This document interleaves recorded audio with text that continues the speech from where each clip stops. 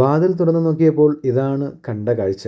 ഇത് കണ്ടുകൊണ്ടിരിക്കാൻ നല്ല രസമുണ്ട്. പക്ഷേ ഇതൊരു പണിപ്പെട്ട പാട് തന്നെയാണ്. അത് കഴിഞ്ഞപ്പോൾ വണ്ടി കഴുകാനുള്ള പരിപാടിയായി. അങ്ങനെ വണ്ടി കഴുകിക്കൊണ്ടിരുന്നപ്പോൾ തൊട്ടടുത്തുള്ള തമിഴണ്ണൻ വന്നിട്ട് എൻ്റെ വണ്ടി തട്ടിയെന്ന് പറഞ്ഞ് അങ്ങനെ അത് പോയി നോക്കാൻ വേണ്ടി നോക്കിയപ്പോൾ ബാക്ക് സൈഡിലാണ് വണ്ടി വന്ന് തട്ടിയിരിക്കുന്നത്. നമ്മൾ എത്ര ശ്രദ്ധിച്ചോട്ടിച്ചാലും നമ്മുടെ വിധി കണക്കിരിക്കും. എല്ലാവരും ബി കെയർഫുൾ ആയിട്ട് വാഹനം ഓടിക്കുക. അതെല്ലാം കഴിഞ്ഞ് റൂമിൽ വന്നപ്പോൾ ഒരു ഗസ്റ്റ് ഉണ്ട്. കുറെ വർഷങ്ങൾക്ക് ശേഷമാണ് കാണാൻ ഇടയാകുന്നത്.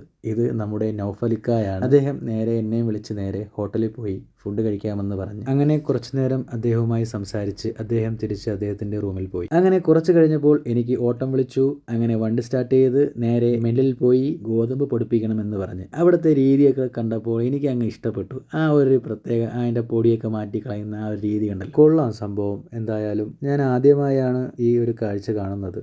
ആദ്യമായാണ് ഞാൻ ഈ മില്ലിൽ വരുന്നത് തന്നെ. അങ്ങനെ അതൊക്കെ പൊടിപ്പിച്ച് നേരെ റൂമിൽ വന്നു. സമയം കടന്നുപോയി, മഗ്‌രിബ് ടൈമായി. അങ്ങനെ വിചാരിച്ചു അല്ലമീൻ്റെ റൂമിൽ പോകാമെന്ന്. അങ്ങനെ അല്ലമീൻ്റെ റൂമിൻ്റെ അടുത്തുള്ള പള്ളിയിൽ കയറി നമസ്കരിച്ചു. അത് കഴിഞ്ഞ് നേരെ അവൻ്റെ സദീഖിൻ്റെ റൂമിൽ പോയി ഗാവയൊക്കെ കുടിച്ച് അവിടെ ഇരുന്ന് കഥയൊക്കെ പറഞ്ഞ് നേരെ അവൻ്റെ റൂമിൽ പോയി. അവൻ്റെ റൂം ഇതാണ്. റൂമിനെ കുറിച്ച് ഞാൻ വിശദീകരിച്ചൊന്നും പറയുന്നില്ല. അങ്ങനെ കുറച്ചു നേരം അവിടെ ഇരുന്ന് കഥ പറഞ്ഞ് ഞാൻ നേരെ എൻ്റെ റൂമിൽ വന്നു.